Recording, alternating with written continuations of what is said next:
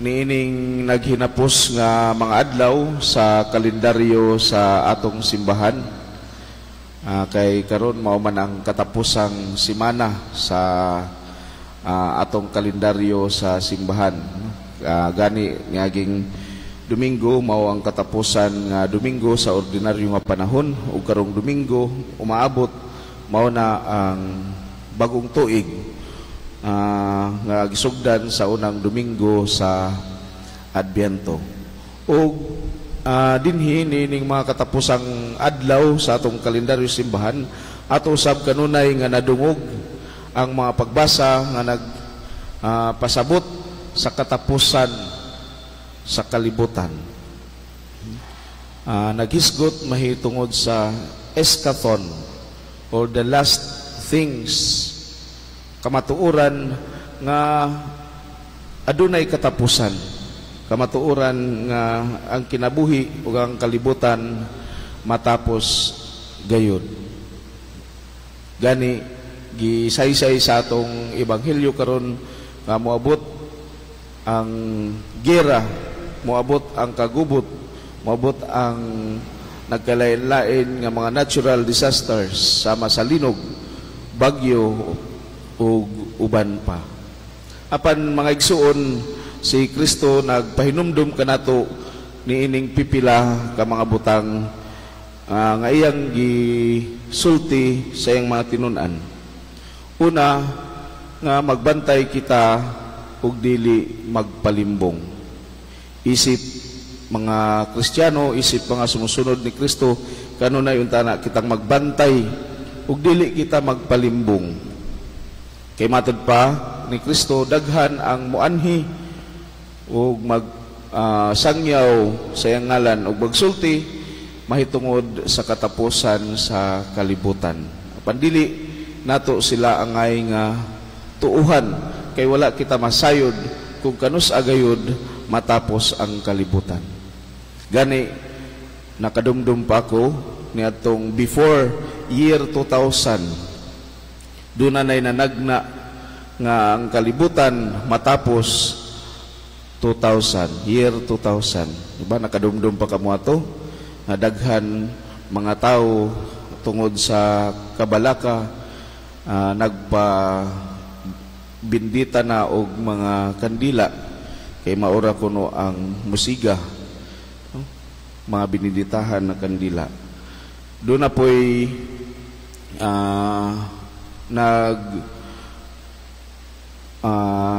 tagna nga hapit na moabot matapos gayud ang kalibutan, no?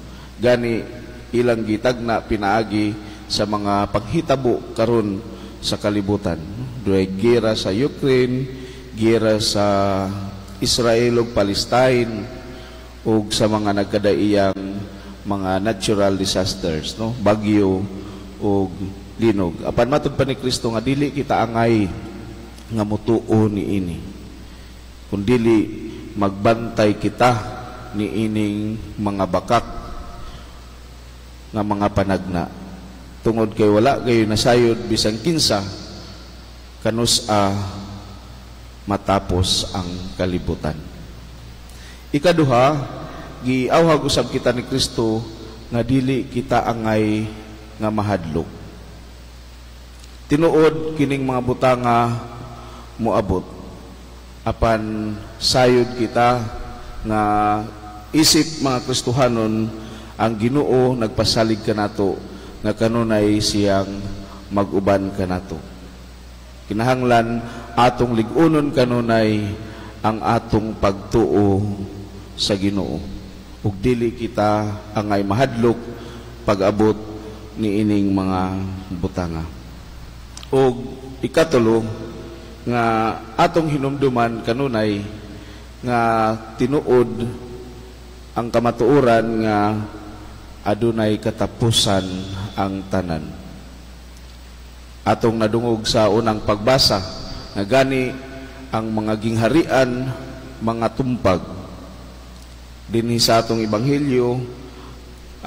Gitagna usab ni Kristo nga ang templo maguba o mapulpog. ang tanan aduna gayoy katapusan.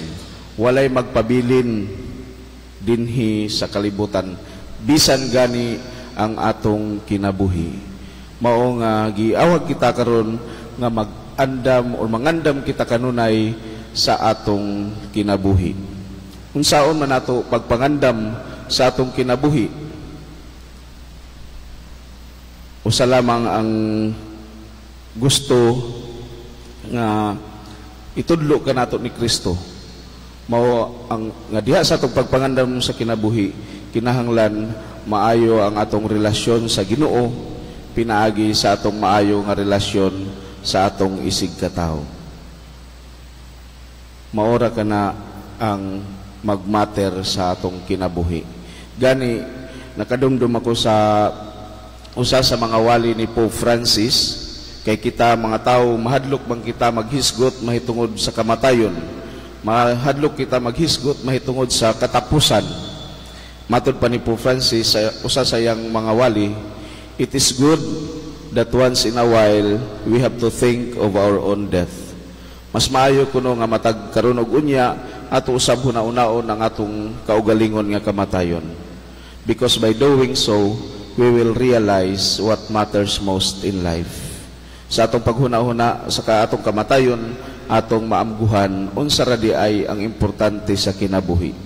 Dili ang bahandi, dili ang kabtangan, ang kwarta, o unsa man ang atong naabot dinhi sa kalibutan.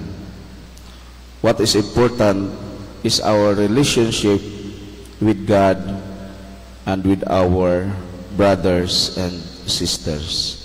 Ang atong relasyon, ang atong gugma sa Ginoo nga atong gipakita ngadto sa atong mga igsuon. Mao kana ang tinuod nga pagpangandam isip mga Kristohanon. Busa atong iampo sa Ginoo nga kanunay andamon kita niya, especially diha sa atong pakigrelasyon sa Ginoo ug sa atong isig katawo.